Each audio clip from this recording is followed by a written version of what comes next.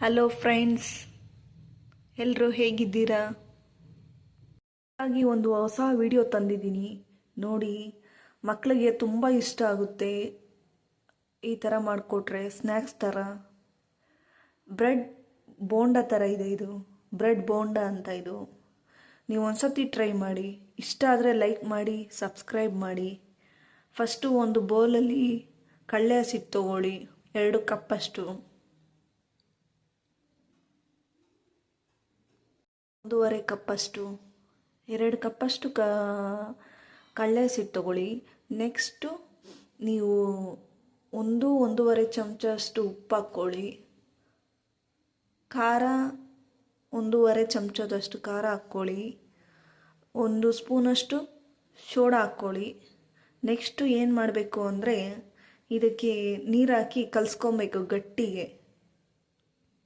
Friends, ನೀರಲ್ಲಿ ಕಲಿಸ್ಕೊಂಡ್ರೆ 1 ಲೋಟ ನೀರು ಹಾಕ್ಕೊಂಡು ಕಲಿಸ್ಕೊಳ್ಳಿ. ಕಲಿಸ್ಕೊಂಡಿದ್ದ ತಕ್ಷಣ ಸ್ವಲ್ಪ ನೆನೆಸಲ್ಲಿ ಬಿಡಿ. ಅದನ್ನು ನೆಂದಾದ್ಮೇಲೆ ನೆಕ್ಸ್ಟ್ ಏನು ಮಾಡಬೇಕು ಅಂತ ನಾನು ನಿಮ್ಗೆ ಹೇಳ್ತೀನಿ.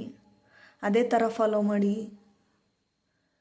ಆಮೇಲೆ ಬಿಸಿ ಬಿಸಿಯಾದ ಬೋಂಡ ಹೇಗಿರುತ್ತೆ ಅಂತ ನಿಮಗೆ ಗೊತ್ತಾಗುತ್ತೆ. ಆ್ಯಂಡ್ ಈ ಥರ ಬ್ರೆಡ್ನ ಪೀಸ್ ಮಾಡ್ಕೊಂಡು ಇಟ್ಕೋಬೇಕು. ಈ ಥರ ಇದ್ರಾಗೆ ಅದ್ದಬೇಕು. ಅದ್ದಿ ನೀಟಾಗೆ ಬ್ರೆಡ್ಡ ನೀಟಾಗೆ ಬೋಂಡದ ಹಸಿಟ್ಟು ಎಲ್ಲ ಮೆತ್ಕೊಳೋ ಥರ ಮಾಡಬೇಕು. ನೆಕ್ಸ್ಟು ಆ ಎಣ್ಣೆಗೆ ಬ್ರೆಡ್ಡಲ್ಲಿ ಅದ್ದಿರೋದನ್ನ ಎಣ್ಣೆಲಿ ಹಾಕ್ಕೊಂಡು ಬೇಯಿಸ್ಕೊಳ್ಳಿ. ಲೋ ಫ್ಲೇಮಲ್ಲಿ ಇಟ್ಕೊಂಡು ಬೇಯಿಸ್ಕೊಳ್ರಿ. ಜಾಸ್ತಿ ಇದಕ್ಕಿದ್ರೆ ಸುಟ್ಟೋಗುತ್ತೆ, ಸೀದೋಗುತ್ತೆ. ಅದಕ್ಕೋಸ್ಕರ ಈ ಥರ ಮಾಡೋದು ಬ್ರೆಡ್ ಬೋಂಡ.